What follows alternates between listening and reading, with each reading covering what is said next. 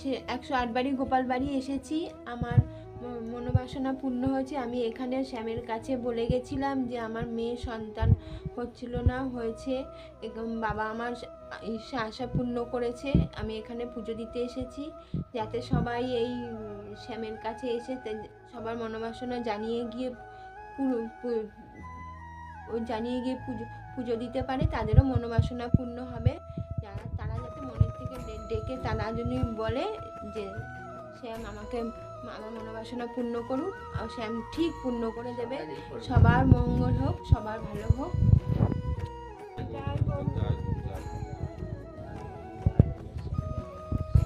রাধে রাধে। তোমরা সকল ভক্তরা দর্শন করো, দেখো শ্যাম তো জীবন্ত এখানে বসে আছে। তোমরা সকলেই জানো 108 গোপাল ও গিরিধারী শ্যামসুন্দর সকলের মনোবাসনা পূর্ণ করে। ভক্তির কাছ থেকেই তোমরা শুনতে পেলে, এবং অনেক অনেক ভক্তই এখানে আসে, শ্যাম সকল ভক্তকেই কৃপা করে। কিন্তু আমি কোনোদিন এই ভিডিও করে সকলকে জানাই না। যাই হোক, সকল ভক্তরা দর্শন করুক।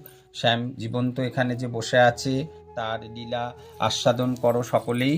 সবাই ভালো থাকো, যে যেখানেই থাকো সেখানে বসে শ্যামকে ডাকলে শ্যাম সকলের মনোবাসনা পূর্ণ করবে। রাধে রাধে, সবাই ভালো থেকো। রাধে রাধে।